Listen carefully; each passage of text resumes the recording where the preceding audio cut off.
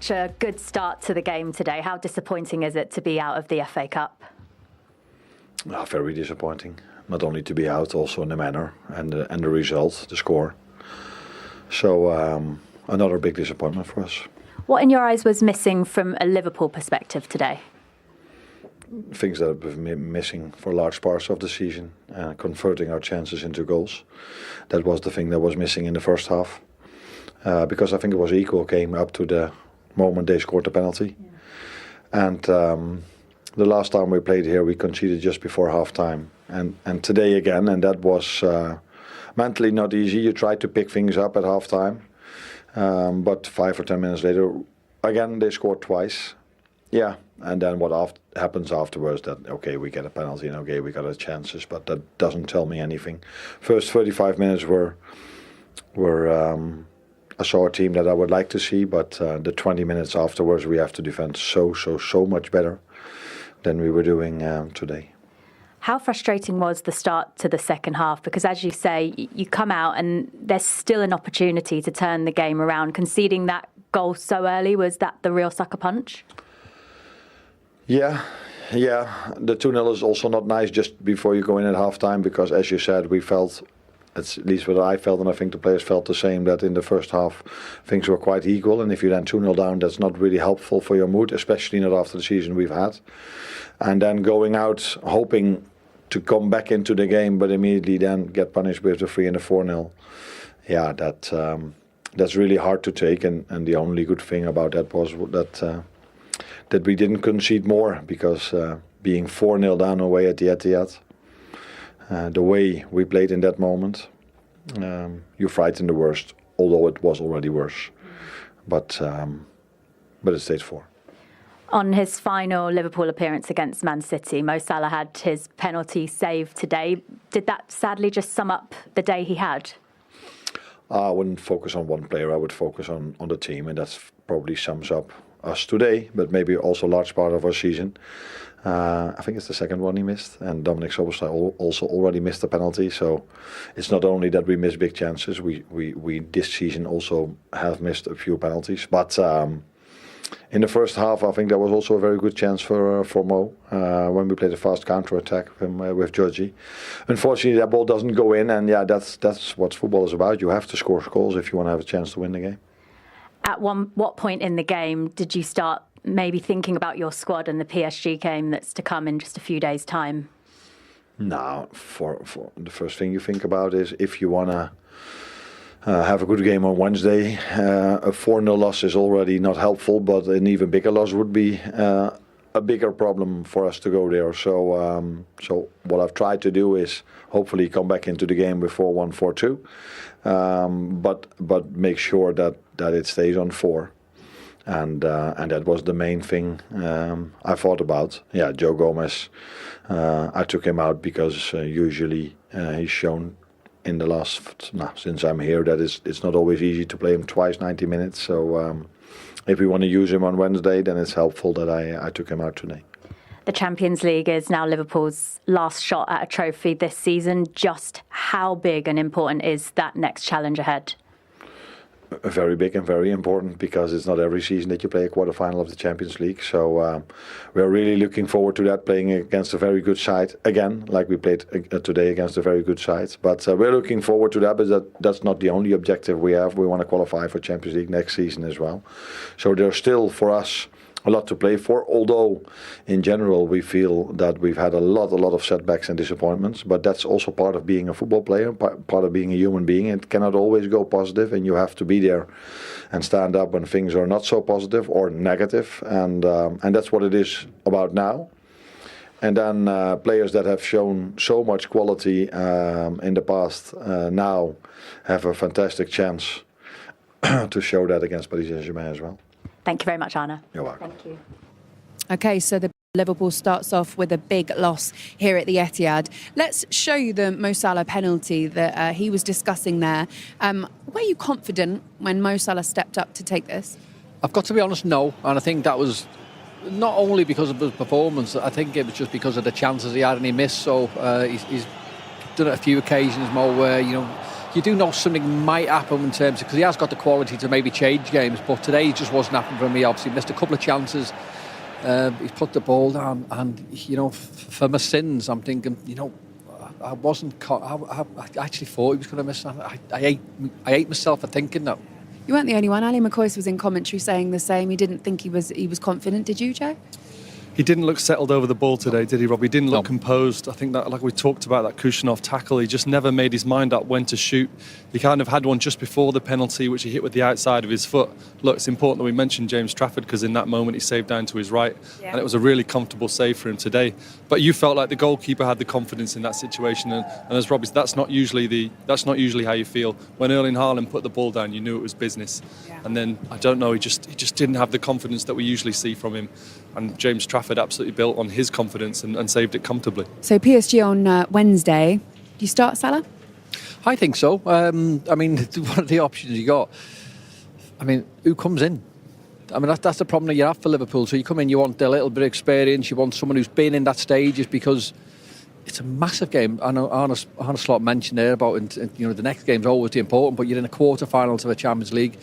I'm sure, of course, you'll have players who'll want to come in and do a good job. But Mo Salah's Mo Salah. He can, as much as he's not at the best game today, he's not at the greatest season, but he can be a difference. So I think you've got to start him, because I don't think anyone can come in instead of him. And against a team like PSG, and it's away from home as well for them, the first leg, you need that leadership. At least you need that spark, even if today was a bad performance. Yeah, that's what I'm thinking there. And of course, you've got to start Mo Salah, but that's where Arne Slot's got a really important job as the manager, as the coach, as the leader. You've got to get around your players, realise the ones that need some love, get a grip of the people who need a little bit of a rocket. And that's what's the important thing for Liverpool right now. You can't just whimper out of this season. You've got to step up. Huge opportunity. I know they've got the quality. It's whether they want it. They've got to show the passion and the fight. He was just saying there as well, look, we've got this in the Champions League coming up, but we've still got the chance to get in the top 5 positions in the Premier League and secure Champions League football for next season. They're a point ahead of Chelsea at the moment in 5th. Are you confident they can do that? Not at the minute, no, because I think the Galatasaray result sort of papered over a few, problems or cracks, if you like, that Liverpool have had this season. They haven't been great. I don't think other than the 35 minutes here, he played well, but then you see the team that we've probably seen all season. Liverpool go on 4-0 Galatasaray. It looks great on paper, but it wasn't a great performance. They obviously drew with Tottenham, so I think there's a few problems within the team at the minute. Or just how good was that City performance today? Yeah, amazing. Honestly, first half we struggled a bit, but then after around 30 minutes we kept going, and in the end it's an amazing game. Home, another Wembley trip for us is amazing and important. So yeah, amazing. Is that one of the best City performances of the season in your eyes? Yeah, I think so. Between 30 minutes and 60, I think that's one of the better ones, yeah. It's your 12th hat-trick for Manchester City. You scored a lot of goals for this club, but you've got a standing ovation. You've taken in the applause around the stadium here today. What does it mean to walk away with another match ball? Oh, of course. It's been some time since I've done it now for City, so I think it's about time that I did it again. So yeah, another hat-trick is always nice and special, so I'm super happy. Yeah, you have scored a lot of goals this season, but I know you're your own worst critic. How have you viewed your season as a whole? I think it's been a bit too much up and down, which is not good enough. Again, I cannot keep on thinking about what I could have done differently or what didn't happen or what happened. I have to think about the next game, and the reality is now it's for us it's a long week now because we're not in the Champions League, which is not good enough. But again, we won today, and now we have to start focusing on Chelsea because it's a massive game again. It's hard to pick out one of the goals, but just on the second one, I know you've been crying out for crosses this season. That ball from Antoine Semenyo, that the type of cross you want? Of course. I will tell him to keep doing this a lot now because it worked out well. So yeah, I mean, we work in training. Antoine is new, so it takes a bit of time, with new players and all of this. And Antoine is outstanding. Nico outstanding again. Today he gave me a tap in and he makes a penalty. So I mean, I'm just super happy to be here. And just finally, you've just won the Carabao Cup at Wembley. How much belief is there in that dressing room that you can go on and win the FA Cup now too? I mean, since I came to this club, I won it. I've been in a few finals. I'm not sure. I've been in one final. So now we're back at Wembley, and it's about trying to do our best, because this club, we have to win trophies and we have to perform at the best and biggest stage. Well done today, Erling. Congratulations. Thank you. Getting to the finals and how much that means to him. But from an individual point of view, he's talking about his season being up and down. Ali and Fletch were talking in the commentary about him getting 30-odd goals now. I mean, that's astonishing, 30-odd goals now, and he's still talking about, could do better. I mean, it just shows you the measure of the man. And a lot of footballers now are perfectionists without really being the perfect players. He can be the perfect striker, talking about, I can do better after scoring 30-odd goals, and he wants to do better, which I love. Why is it? I mean, City on a whole, not just Erling Haaland, have had an up and down season. It's not been consistent all over the board, has it? No, it hasn't. It's been clunky. There's been moments where they've looked like they've got going. They really have. They've put on a title charge, and then they've had a few indifferent results. I think that was always going to happen this season.